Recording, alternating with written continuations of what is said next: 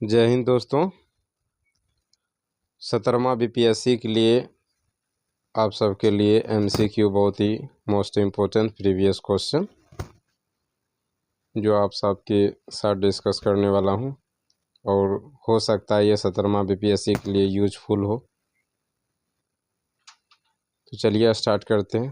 पहला क्वेश्चन है कि प्राचीन महाजनपद मगध की प्रथम राजधानी कौन सी थी।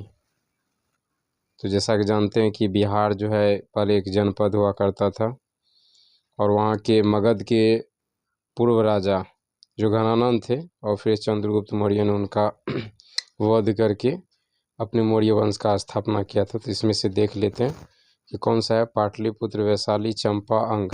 तो इनमें से एक से अधिक हुए तो ऑप्शन नंबर ई जो है वो सही होगा। दूसरा क्वेश्चन है त्रिरत्न या तीन रत्न जैसे सटीक ज्ञान, सच्ची आस्था और सटीक क्रिया निम्न में से किससे संबंधित है।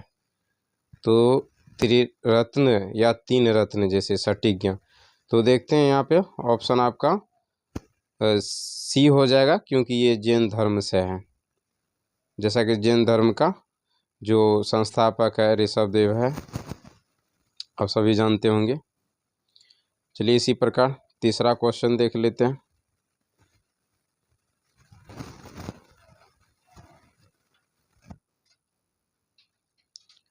तीसरा क्वेश्चन है कि इनमें से किस शासक ने चतुर्थ बौद्ध संगीति कश्मीर में आयोजित की। तो ये जो है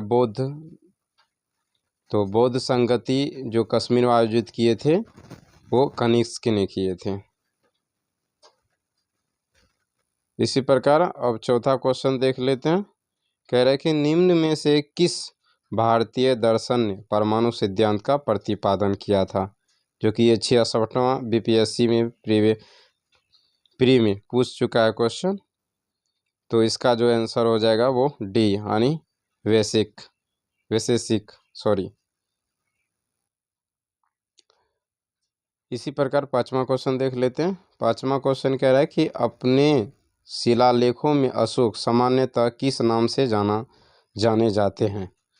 तो जानते हैं कि जैसे हमारे भारत के सबसे महान सम्राट अशोक, जिन्होंने मगध से लेकर अफगानिस्तान तक अपने राज्य का विस्तार किया, तो इनको हम प्रियदर्शी के नाम से जानते हैं। ठीक है, उसी प्रकार अब आगे क्वेश्चन देख लेते हैं। अगला क्वेश्चन है छठवां। कह रहा है इनमें से कौन सा गुप्त काल में औषधि के क्षेत्र में अपने कार्य के लिए जाने जाते हैं। तो सुश्रुत जाने जाते हैं। ठीक है।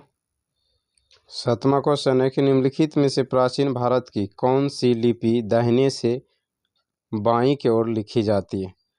तो इसमें देख लेते हैं ऑप्शन नंबर सी है खरोष्टी, क्योंकि जानते हैं कि खरोष्टी से ही हिंदी की उत्पत्ति हुई है। ठीक है। अब आठवां क्वेश्चन है कि निम्नलिखित में से कौन सा बंदरगाह गुप्त काल में उत्तर भारतीय व्यापार के लिए उपयोग किया जाता था।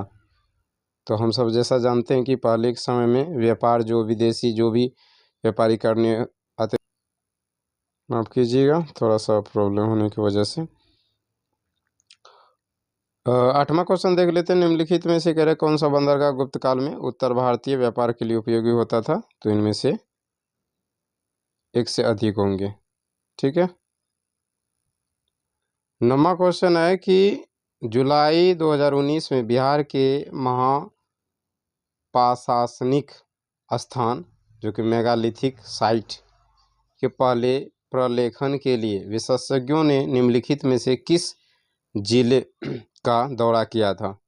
तो ऑप्शन नंबर बी हो जाएंगे कैमूर, क्योंकि कैमूर के किए थे। और देख सकते हैं यहाँ पे बीपीएससी 65वां बीपीएससी प्री में पूछ चुके हैं। 10वां क्वेश्चन देख लेते हैं। कर्नाटक वंश का संस्थापक कौन था। तो कर्नाटक वंश के संस्थापक जो थे वो न्यायदेव थे, इसलिए ऑप्शन ए सही होंगे। अब 11वां क्वेश्चन। तो कह रहा है कि 11वां क्वेश्चन में कह रहा है कि पीरी प्लस ऑफ द एरिथ्रियन सी किसने लिखी थी। तो ये पुस्तक के नाम है तो ऑप्शन यहाँ पे देख लेते हैं कि क्या क्या ऑप्शन दे हैं। रेसियस, प्लेनी, टॉलमी और एस्ट्रो। तो इनमें से जो होंगे वो उपयुक्त में से एक से अधिक होंगे।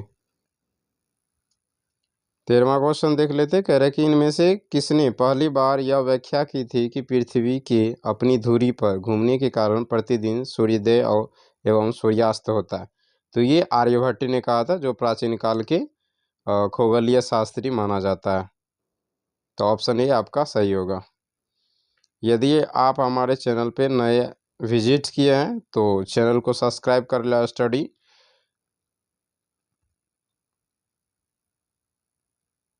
और बेल आइकन जरूर दबा लें ताकि आपको डेली का नोटिफिकेशन आपको मिलती रहे।